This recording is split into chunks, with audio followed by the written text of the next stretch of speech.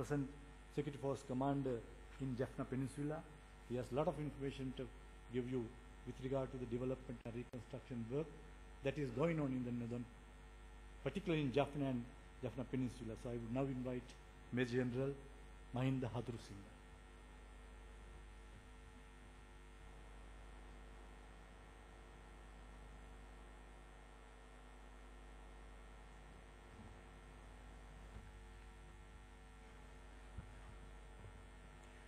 Honourable Minister of External Affairs, Professor JLPDs, Honourable Members of Parliament, Leader of Janata Party, Honourable Dr. Subramanian Swamy, Professor Rajiv Vijayasinghe, Honourable Secretary of Defence and Urban Development, Mr. Gotabaya Rajapaksa, and Honourable Secretary for the Resettlement Ministry, Mr. Divaratna, all Excellencies who are present here, all past commanders, Chief of Defence Staff, Commander of the Army, Commander of the Navy and the Air Force, all senior officers who are present here, and Inspector General of Police, distinguished guests, all visitors to this forum from all countries, ladies and gentlemen, good afternoon. It's my privilege and pleasure to be here today to discuss certain aspects of reconstruction in the JAFFNA Peninsula, and most prominently the effort of the government taken so far after the humanitarian operation to take Sri Lanka forward in that spirit of reconstruction and resettlement. And before I am getting into the crux of the reconstruction, I would like to take your minds back to the real issue, just put everyone in the perspective, the LTTE issue. Sri Lanka had been under the colonial rule since 1505, and the political leaders of Sri Lanka, Sinhala, Tamil and Muslim communities fought together to win independence in 1948. However, with the introduction of constitutional changes in 1956, Tamils who had remained benefited through the previous colonial government's governing system became disheartened. They were no longer ready to accept the changes made to the constitution that marked a significant shift in both governance and administration. With the advancement of time, a radical segment of the Tamil community, motivated by some extremist political parties with egoistic motives, embarked on a drive demanding a disproportionately greater share in governance and administration in the country. Those differences gradually led to the development of tension between two major communities. However, their reasonable demands were considered and granted by successive governments. And notwithstanding all efforts taken by the respective governments that came into power to integrate all communities under the unitary state, a section of misled Tamils continued to whip up separate sentiments, which ultimately turned to be an armed struggle against the government of Sri Lanka, where they went on fighting to secure 1/3 of the land mass for just 14% of the population. Other than the few isolated incidents that took place, JAFFNA by and large remained peaceful until 1983, during which civilian life prospered with sound economy based on agriculture, trade and fishery. JAFFNA being the island's one epicenter of education, with several privileged government and private schools like in Colombo, continued to produce scholars and intellectuals to the nation until peace was threatened by those anti-government activists. Killing of 13 soldiers in JAFFNA in 1983 marked the beginning of a new culture of violence. The cowardly act of terrorism was the first ever incident of violence against the state military forces by Tamil militants since independence. This particular incident provoked the faction of Sinhalese in the south. As a result, a series of unfortunate incidents took place across the country. Alienated Tamils fled the island, seeking asylum abroad. Relations between north and south became perturbed and constrained. Meanwhile, Tamil Tigers, a separatist movement fueled by certain foreign powers, Tamil diaspora and some NGOs and INGOs gained momentum until it grew up to be strong enough to capture and hold sizable land in the northern and eastern part of the country. During the LTT control of the northern part of the country, transportation between north and south came to a standstill, and in 1985, the blown off YARL DEVI train, it became a real hallmark of the entire terrorist activities. Since part of the main supply route 2 came under LTT control, civilian movements were crippled. The government had to provide transport for civilians, mostly by air and sea. Successive governments made every possible effort to solve the conflict politically by negotiating with LTT bilaterally and at times even with mediation of third party or a facilitator. However, all such efforts were proved to be futile. The LTT, for reasons best known to them, demanded a ceasefire prior to all those peace talks which were complied with all successive governments. But the LTT abused the opportunities offered and instead strengthened their fighting power until they became a formidable guerrilla force. However, the government forces continued to hold few military bases in the Jaffna Peninsula. Having failed to achieve a negotiated political solution to the problem, the government was finally compelled to launch a military operation to liberate Jaffna in 1995 with a view to restoring law and order. Since then, the life in Jaffna Peninsula remained peaceful, except a few occasional and isolated incidents that occurred. The peninsula since then had remained under government administration.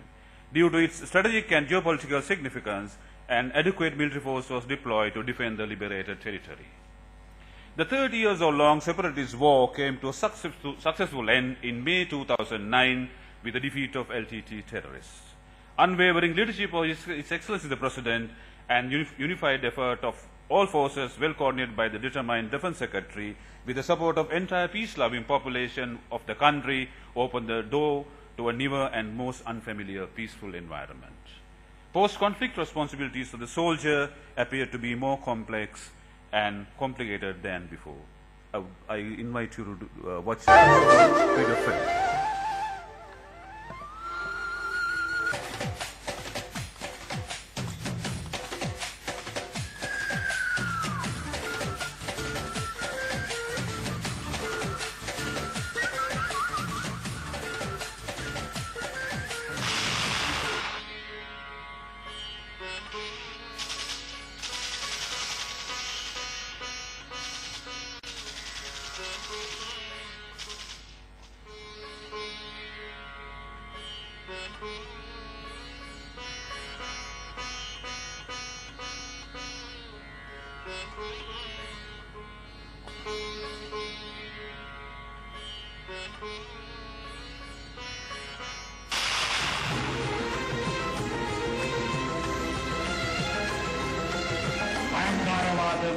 ఇప్పుడు ఇన్నేళ్ళు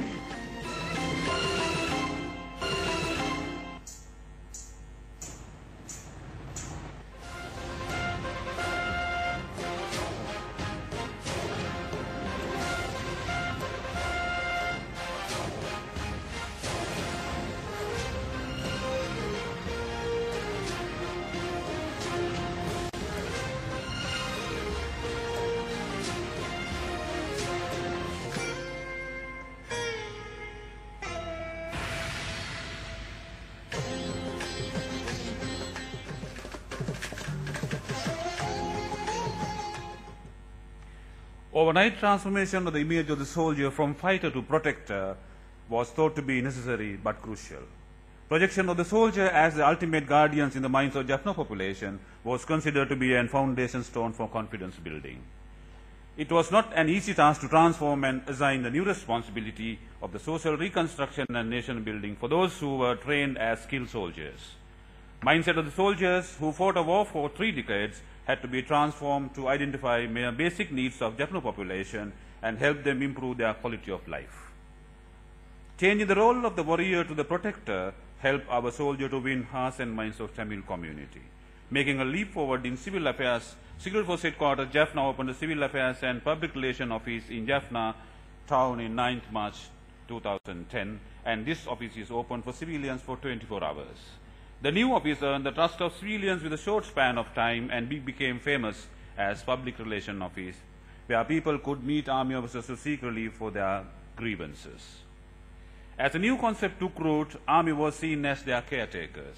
Guard points were converted to be 8 points, weapon emplacements and detachments were transformed into CIMIC officers, citizen committees were redesignated as development committees, and with all that, a comprehensive and sustainable plan was designed and executed for social reintegration and nation building. Army played a pivotal role in multi-pronged approach to achieve sustainable peace in the aftermath of the war. With a view to further fostering interaction between the Army and the civil communities, Security Force Headquarters opened a website, CIMICJAFFNA.LK, through which effective communication was made quickly as possible. An incumbent Army Commander, Lieutenant General Jagat Jayasuriya, commissioned the new website, which on the other hand helped Army deny misinformation disseminated by the interested elements, both here and abroad, while presenting the ground reality.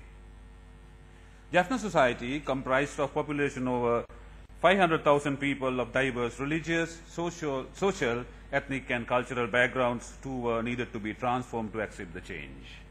People who were hopeless and helpless needed to be encouraged to a newer lifestyle. Masses who were misled and misguided were needed to be reoriented. Segments that were waiting to welcome the creation of a separate state were needed to be motivated to respect the territorial integrity and sovereignty of the state. Younger generation that grew up in the lawless environment was needed to be disciplined in the name of social harmony.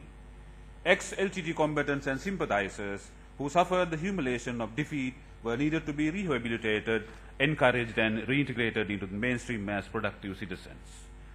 Understanding the ground reality, fathoming the burning needs of different segments of the society, identifying and respecting the existing social hierarchy with a proper understanding of socio-cultural structure and address need of the majority were identified as the crucial factors that were essential for success of the CIMIC programs.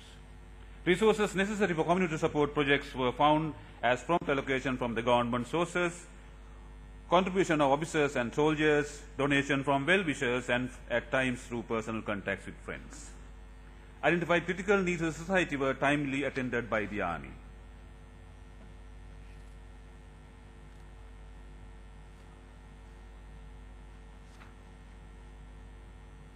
Such needs were separately dealt with care under centrally controlled mechanism, maintaining very high tempo and with precise consistency.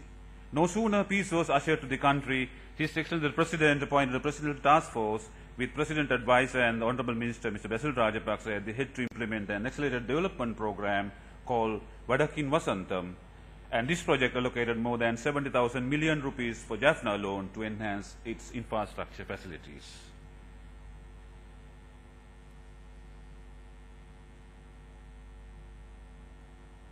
People in JAFFNA within a short span of time realized that Army as a friend of theirs rather than a foe, facilitating the government's reconstruction effort, and independent housing construction program for most needy was commenced. Other than physical reconstruction, troop had to pacify people and reorient mindset of JAFFNA people, who lived in agony under influence of terrorists for years. This was made possible because soldiers forged good relations with civilian population through various CIMIC programs. Although some different social fractions tried to discourage the general public getting on well with the Army, friendly behavior of the soldier, however, overcame those concerted efforts.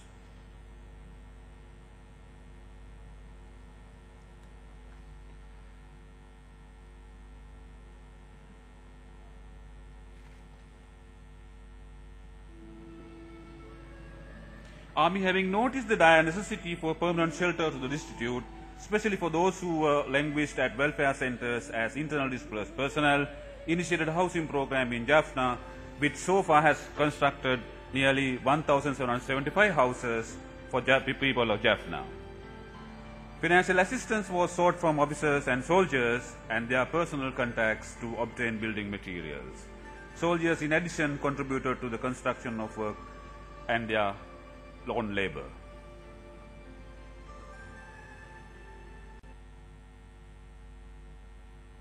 And this is the distribution of number of houses built by the Army for our people in JAFFNA.